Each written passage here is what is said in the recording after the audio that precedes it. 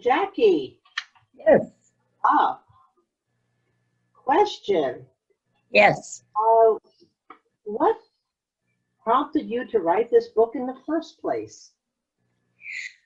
Well, it was a journey. I was a school teacher, decided I'd had enough of that and wanted to go into the business world, but really didn't know anything about it. So I started researching, and I stumbled across the word entrepreneur, which I had never heard before. And doing my study, I found that I was one, or I could be one. And so I started a company, which is the publishing of this book, Wise Choices for Entrepreneurs. And in doing that, I found that I did know a lot about being an entrepreneur, and I started calling people that I also knew that were entrepreneurs or considered themselves so, and it just blossomed from people telling me how they got into their business to how successful they were, how they identified their customers.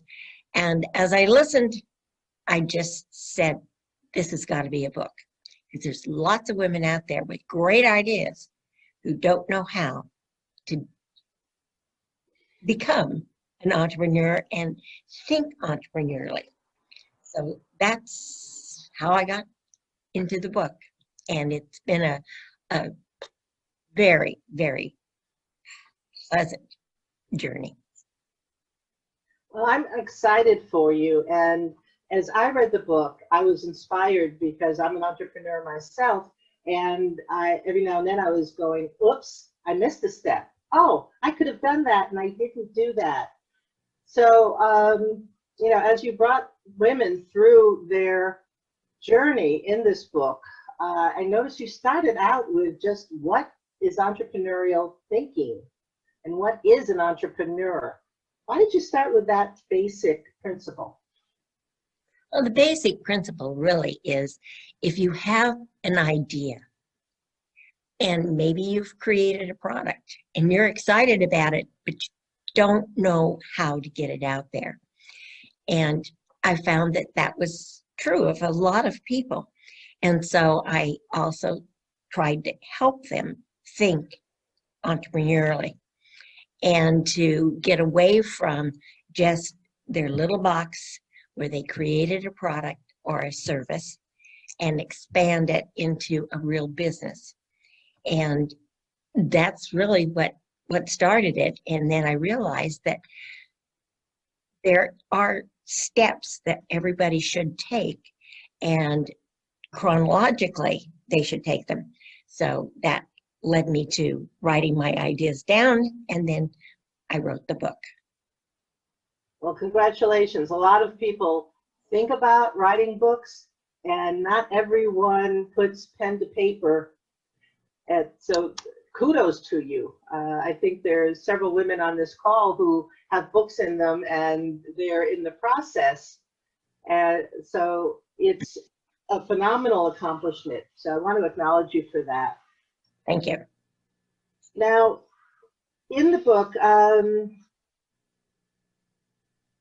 you take us, as I mentioned, through the steps and a lot of research. Why is that important? It's very important. It can save you lots and lots of money and lots of time. You need to do the research to know who your customer is going to be, and write a description, a profile of who this person is. And you need to do that first so that you guarantee yourself, in your own mind at least, that you do have an audience and you do have potential customers. Once you do that profile, then you need to, again, start looking at yourself and what you can and cannot do. And there's charts and worksheets in the book that allow you to delve into yourself and also delve into who you think your customer is going to be. It's very important to start off with yourself because you need to know and feel confident in what you're about to take on. Running a business is different than sitting in the kitchen and coming up with a great gadget. And you need to understand how to go about that and to continue to make it profitable and fun. That's important too. I like that. Fun. I think every woman on this call can attest to every now and then being in business isn't always fun. So, That's true. so how would you support women in having fun in their businesses in the beginning stages, especially?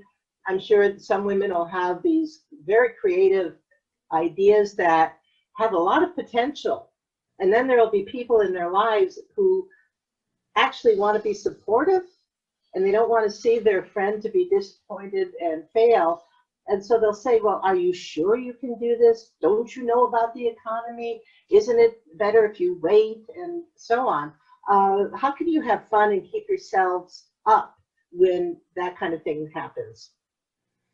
Well, again, if you've done the research and you know there's a potential for the product or the service that you have done, then you have to build that confidence into yourself and begin by looking, as the charts mentioned in there, do a good analysis of yourself and come up with the confidence, hopefully, through your research, and maybe even finding that some of the comments that people are making aren't valid, that you don't know how you're going to do it and get it out there. But you do know from your experience that the product or the service is valuable. You've proven it in your own little circle. Now it's to expand that circle, and but you got to know who it is you're looking for. And as I said in the book, it forces you to go through an analysis of yourself as well as creating what you expect to be your potential customer. And it's very important that you do it. You can ask friends and relatives for help and their input, but go through that process before you say, have a website built, or go into a trade show, or open your door, rent a shop. Don't do any of those things until you've gone through a good analysis of yourself and your potential customer. Excellent, excellent. And in your book, you mentioned something about finding mentors. Why is that important? Mentors are very important because they've already done, in many cases, what you want to do. They have successful businesses. Maybe they're online, maybe they're mail order, maybe they've got the shop and you've been in the shop and you know the owner, and you can have the conversation about how did you start? What were the problems that you encounter? You can have that same conversation by finding people online and connecting to them and talking to them. And it's just important to do those kinds of things before you start laying money out. Excellent. Yes, and I know that several of the women on the call today act as mentors. I know a couple of the women have been mentors to me, and I've so appreciated it. Why do people give of their time like that to help someone else? I found that mentoring actually is a very prestigious feeling for a lot of women who own businesses or have businesses, because they're excited to be acknowledged as a success, and also to guide and help somebody who wants to be an entrepreneur and is a woman. And just the basics of how they did it, and are they willing to be a mentor? And you can ask them, mentor for you as you decide to open up your business and move forward. But mentors are very important, and you have to seek them. And many times you'll find them next door. Nice. Yeah, well, and one of the things, and this is kind of projecting my own psyche, when I think to ask someone for help, I think, oh my goodness, they're going to be too busy, and I don't want to bother them. And yet when someone calls me, I'm there for them. I don't even blink about it. So I think one of the things your book encourages women to do, and again, I'm going to show it because I love the cover that they developed for you, is women enjoy helping women. And it is just part of the human experience that we want to help each other and help each other succeed. Because as you know, the few of us succeed, then it increases the success for all of us. So that especially was one of the things that I enjoyed. You talk about defining your markets, and you have micro markets and target markets and macro markets. What does all that mean? Well, it means you've got to define your product, and then you have to look at your customers. And if you want a micro market, you may decide that you want to stay within a geographical area close to home, and that would be a micro market. If you want to go to the major macro or macro market, you've got to go and decide, I'll build a website. I'll let the whole country know that my product or my service and advice are available, and this is what it costs. Okay. And why is it important to figure out who your target market is? A lot of people, when they're starting out, and you ask them, well, who's your ideal client? And they say, oh, what I do or what I provide applies to everyone. Why doesn't that work? Because it's generalization that's going to cost you a lot of money thinking that way. And it's also just a problem that will become confusing. And as people say, no, I don't want it, you've got to ask yourself why. It's much better to study and think about who your customer you think is. Write a profile of that person, and then start looking around. And don't hesitate to ask people. And if they say, oh, I don't need that, or I can get along without it, or everybody has one, or whatever the comment may be, ask them why, how.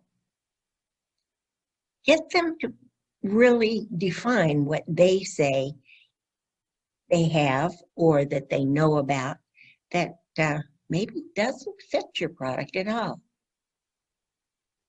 Excellent, excellent point. And actually, just to share a short story in that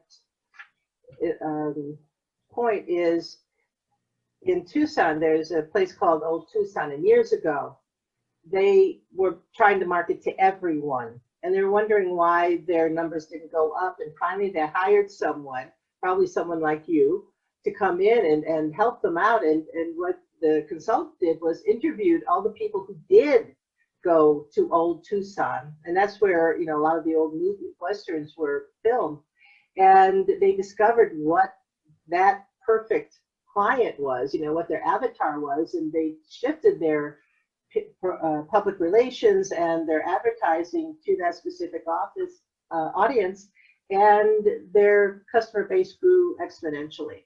So it's just so powerful, as you say, to find out who your avatar is and speak to them directly. So thank you for that. That is awesome. You know, and also looking here, you give these wonderful charts. I'm going to just show so people can see. You know, this is, you know, target market worksheet, and you take people through asking questions, you know, the economic level, the sex, the age range, the psychological makeup, buying habits, and location, etc. But this is wonderful because it's right in your book that people can start taking notes and writing down. You've got a lot of the financial planning documents in here. So I'm so thrilled that I've been able to be with you on this journey, because this has been an amazing gift to people, you know, to the entrepreneurial woman. Let me see what else, because our time is almost up before we bring in our first speaker. And well, tell me, is this your first book? Yes and no. It's my first book for adults. I have written a couple of children's books, but that was really not a lifetime ago, but a long time ago. And so this is the first one that's really an adult book. Well, I think you spoke very powerfully and simply, and I think that's important too. Very often books can be very complicated, and yours is an easy step-by-step process for entrepreneurial women to follow in building their businesses, in testing the waters. Is there anything else that you'd like to share before we bring up our first guest? And we're going to come back a couple more times today, but before we move on right now, what is the last word you'd like to say to the entrepreneurial woman? Be adventurous. If you've got an idea, do the basic work, as the book indicates, but you know, don't hesitate. Jump in and really look at what you can do, what service you offer, what product you've ingeniously invented, and see if there isn't a real business there, and go for it. Women in business are really very, very strong right now, and it's a golden opportunity and a perfect time. Excellent. Thank you so much, Jackirae Sagouspe.